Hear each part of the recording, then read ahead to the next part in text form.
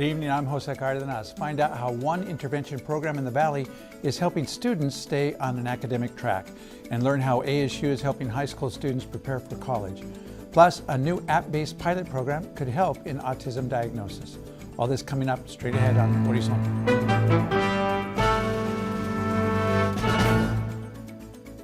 Funding for Horizonte is made possible by contributions by the Friends of 8, members of your Arizona PBS station. Thank you for joining us. Bridges to High School is a family-focused intervention program helping students focus on their academics. New findings show the program is leading to decreased dropout rates and lower rates of substance abuse. Joining me to talk about this is Nancy Gonzalez, ASU Foundation Professor in the REACH Institute and Psychology Department. Dr. Gonzalez, welcome to Horizonte. Thank you very much. So this is a study, the whole thing is a study that your group and other professors have been working on for a number of years. Give us the parameters of the study itself, and then we'll talk about the results. Okay. The study itself was a randomized trial of an intervention that a group of us at ASU developed. It's a family-focused program that brings parents and their teens together in the school setting to actively engage in learning new skills to help them promote their children's academic engagement and success. And what ages are we talking about for the students? We have targeted 7th graders up until this point. We think it's a critical age where some kids can start to make choices and to get into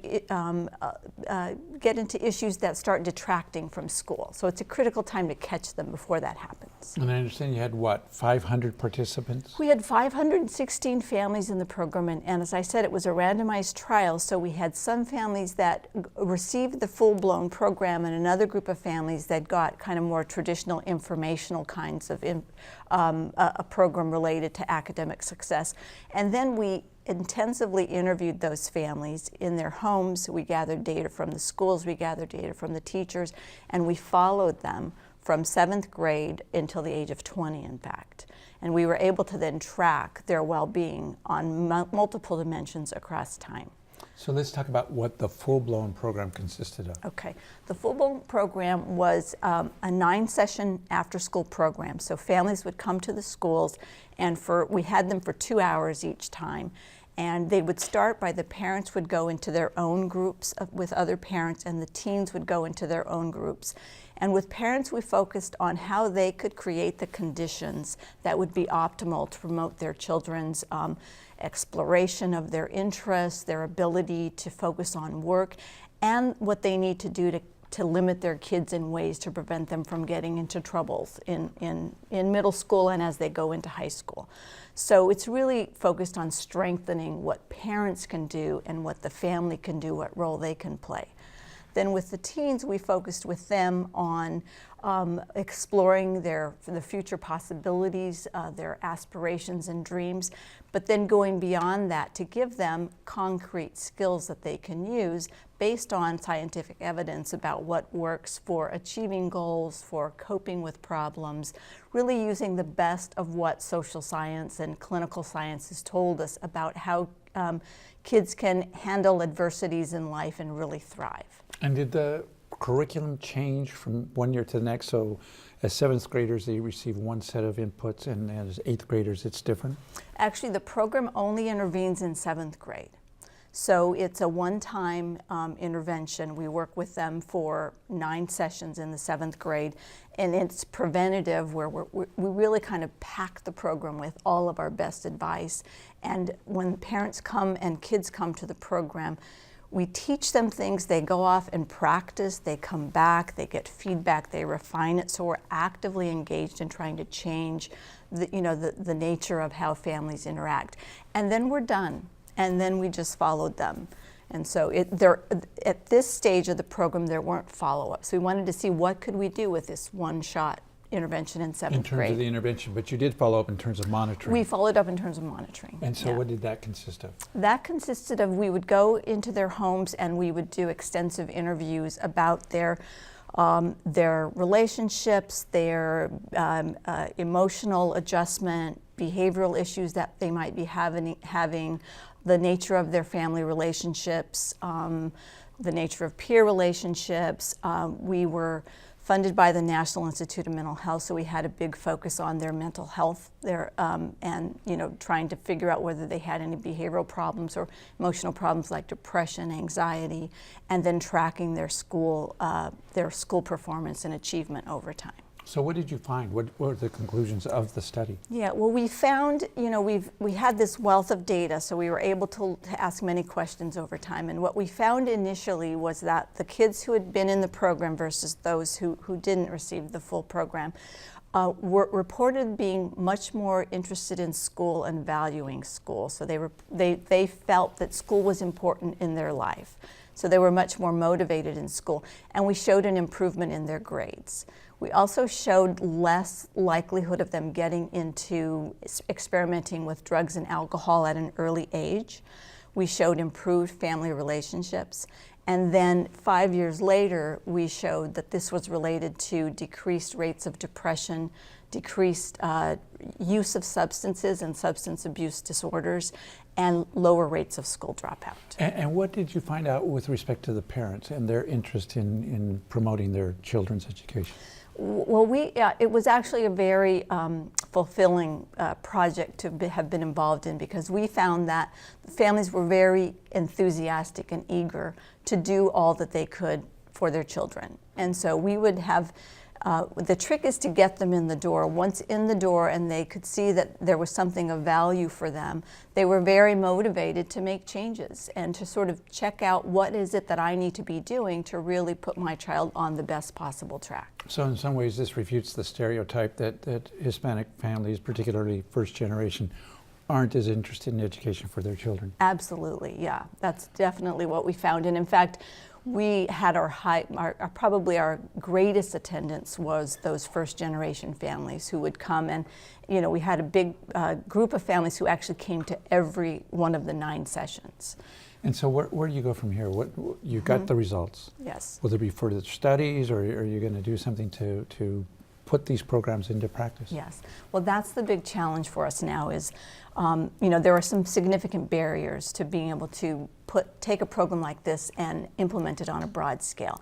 One is that it's time intensive and it's costly. And schools have many other demands on their times, and so do families. So what we're doing now is we're taking all that we've learned from the program about what about the program worked, and we're trying to streamline it and package it in a way that it will be easily delivered in a more cost-effective way. So we're turning to technology, we're turning to new curriculum design that we think will be easier for schools to implement it, and we're actually taking the 9 sessions and we're boiling it down into 4 sessions total. And I assume there would be further study to see if these methods work? Yeah, we recently received a new grant from the National Institute of Drug Abuse to develop and try out this new program. So we're right now partnering with schools. We really want schools to help us shape what it needs to look like so that it can be sustained in the long term. And we have a study to then evaluate the effects of that program. Dr. Nancy Gonzalez, thanks for joining us to talk about this fascinating research. Appreciate it.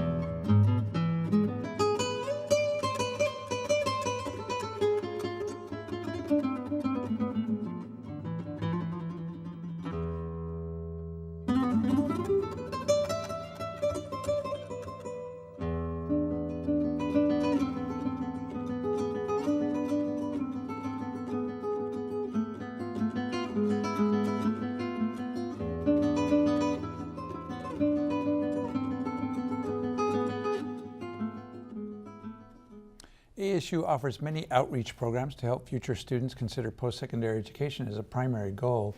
Here to talk about some of those programs is Sylvia Simmons, Assistant Vice President for ASU Educational Outreach and Student Services. Sylvia, thanks for joining us this evening. Thank you for having me. This has been a topic we've covered in the past, but there's always something new, and it bears repeating some of the things that have been done by ASU in this area.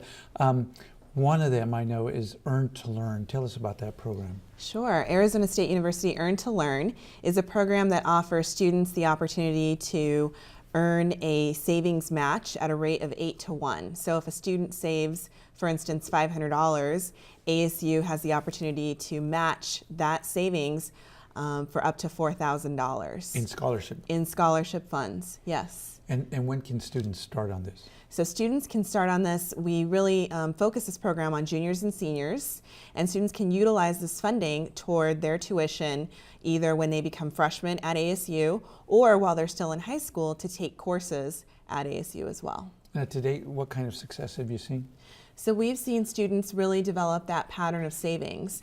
And the great thing about the program is that it not only includes that scholarship funding, but there's also a mentoring piece. So students have an opportunity to connect with an ASU student who can sort of really help them chart their course, answer those questions, connect with them on a deeper level. They also receive personal finance training. And so the students really, and the families, understand the importance of developing early the savings habit, which will really serve them well as they prepare for college. Now, one of the things that you've done is you talked about preparing for college mentoring. One of the issues for students is, well, what do I want to be? Yes. And you've got something to help them determine that. Yes, we have a brand new app. It's called Me3. And what it does is it allows students to take an assessment based on a RIASEC model, which essentially walks students through several pairs of pictures on their phones. And the students will pick which picture they have a higher level of affinity with or which picture they identify more with. And once the student successfully goes through a series of these matches, they are given 3 different careers that might align with their interests. And then those careers are aligned with ASU majors. And so the students really come to understand the different career pathways that they might take. The other really interesting thing about the app is that the students, once they go through this initial process, they can come back to the app, and once they revisit, they will have more and more content unlocked. So each time they visit, they will have new and additional information that will help them in terms of their career search and in terms of looking at different majors at Arizona State University. So it sounds a little bit like an eye test, better on the left or better on the right, but what are they actually looking at? Give us some examples of the kinds of pictures they would see. Sure. So I recently walked through the assessment, and some pictures I saw were pictures of a scientist in the lab. I saw pictures of a person in front of children. I saw someone in a boardroom. I saw pictures of a construction site. And so, you know, after going through those series of pictures, you start to see some of the same ones, but then you kind of have to make that hard choice. Do I identify more with picture A or more with picture B? And so then by going through that process, using some data that a team of staff at ASU have developed, then they are able to identify those 3 careers that might be of interest to the student. And the other good thing is that if a student doesn't identify with those 3, they're thinking, hey, this 3rd one, I don't really like that one. I want to explore a different one. The app has the capacity to allow that student to explore some additional careers that they might be interested in as well. Now, you just started using this. Yes. And I have to ask you, you said you went through it yourself? Yes. So did it validate your career choice? So it did validate my career choice in that it allowed me to look at leadership roles. And so that's something that, you know, I always had an interest in leading teams, in developing my own personal leadership skills. And so I think it told me that I should have looked at being an industrial manager. But I think I can see where my work currently aligns with some of that work as well. So where are you right now in terms of the implementation of this? So we are in very much a testing phase, I would say, but we are welcoming users to go online and check it out. Students essentially in grades 8 through 12 are our target audience for this, and we will be looking to launch more fully come January 1st. But now is a great time for students to get on, try it out, and give us some feedback. And do you have any sense for ultimately how many people will be involved? Well, our initial launch is for 1,500 users we're hoping for, and we really think that this will go statewide. And there are plans to integrate information from other universities in the state, so the University of Arizona and NAU, as well as our community college partners. So we really, in the long term, have plans to utilize this app in a number of ways for our students to really understand their choices and their different pathways to the university. Sylvia, we're almost out of time, but I know there's another important program that you're involved in, Yes. and that's Future Sun Devil Families. Yes. What's going on there? So Future Sun Devil Families, we're in our second full year of programming, and we have had a very successful fall semester working with our partner districts to bring this program that targets 9th and 10th grade students and their families. The program is offered in English and in Spanish and focuses on helping students understand how they can prepare for college at a very early age, in 9th and 10th grade, and what they will need in order to be successful as they enter their junior and senior year and really enter that decision phase for college. And so the workshops focus on things like financial aid, scholarships, family communication, so how to talk about those tough subjects, including, you know, I want to live in a residence hall, I want to be this particular major, and how to have some of those tougher conversations with your family. Sylvia Simmons, ASU Vice President for Educational Outreach and Student Services, thanks for joining us this evening. Thank you for having me. Information about what's on Horizonte, go to azpbs.org and click on the Horizonte tab at the top of the screen. There you can access many features to become a more informed Horizonte viewer. Watch interviews by clicking on the video button or by scrolling down to the bottom of the page for the most recent segments. Learn about more specific topics like arts and culture and immigration.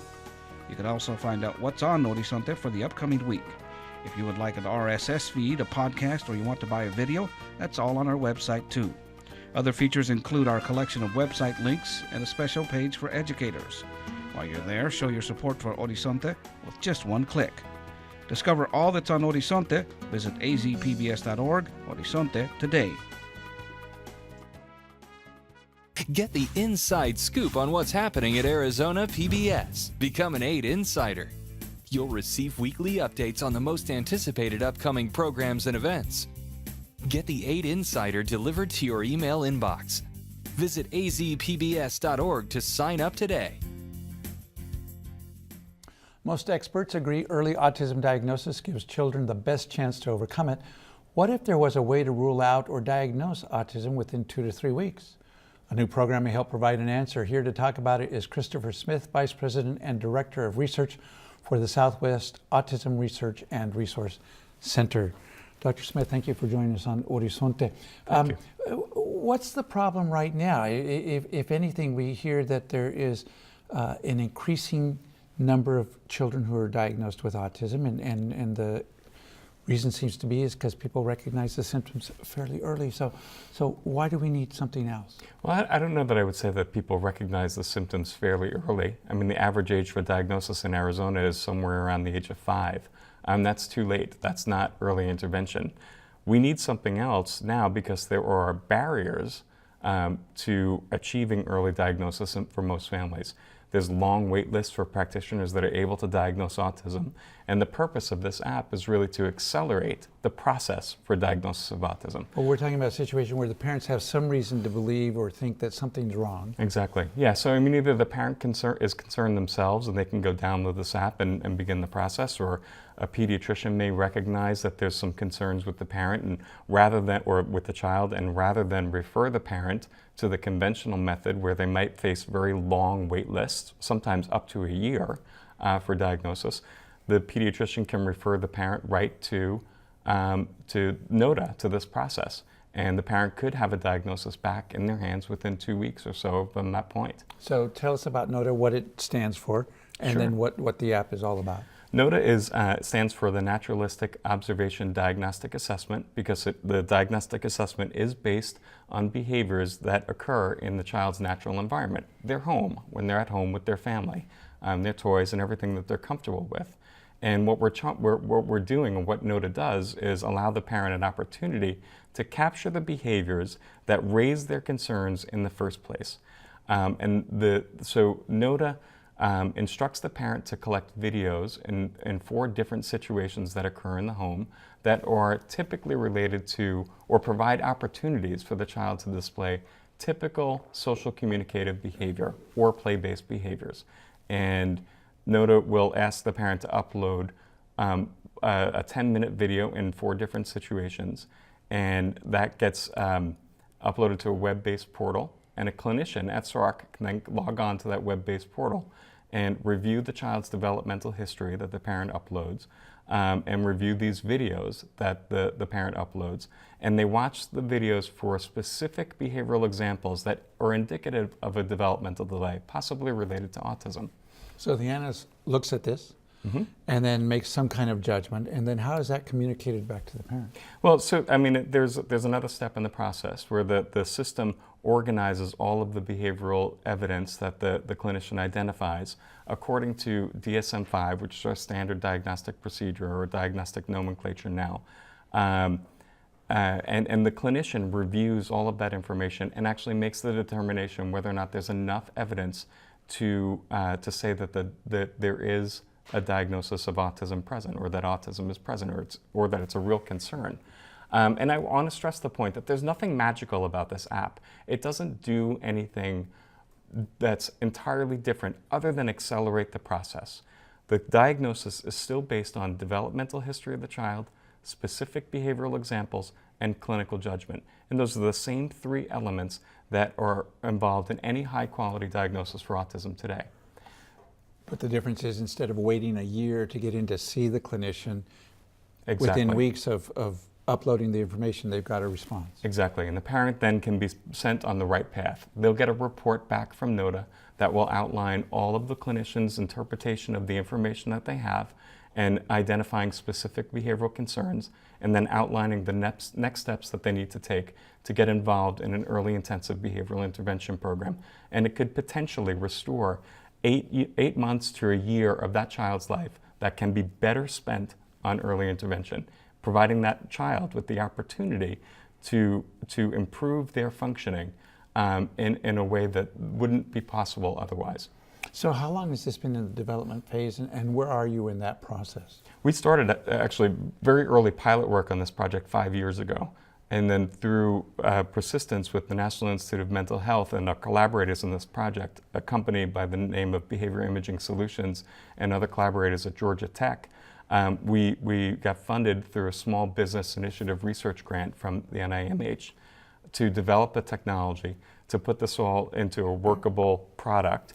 And then for the past year, we've been testing it on 50 families that have been referred to SORC, and we've been comparing the diagnosis that was determined through NOTA to the diagnosis that's determined through the standard or the gold standard in-person diagnostic assessment.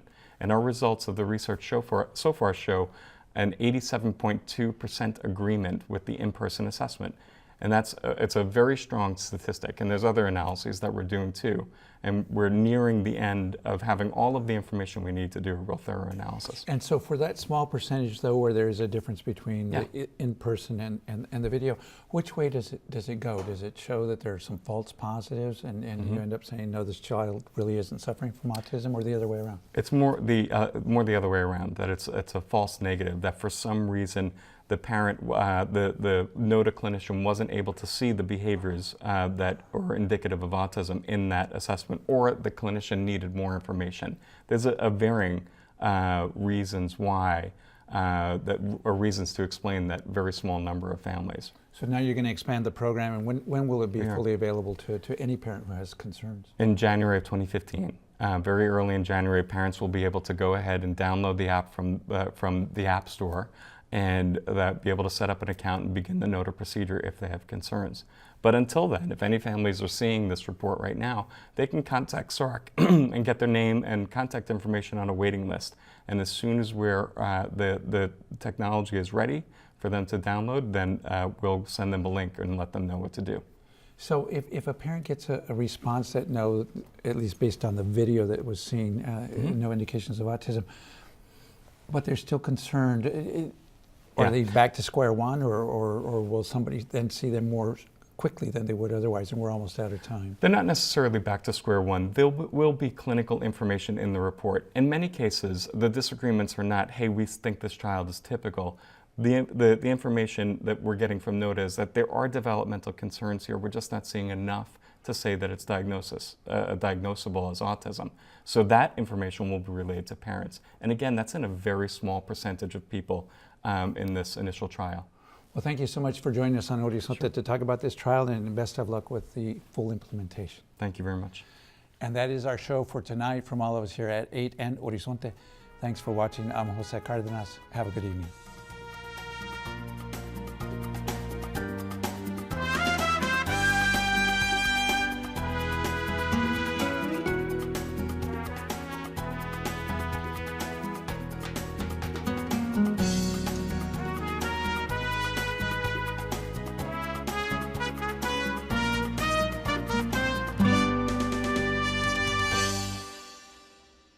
Funding for Horizonte is made possible by contributions by the Friends of 8, members of your Arizona PBS station.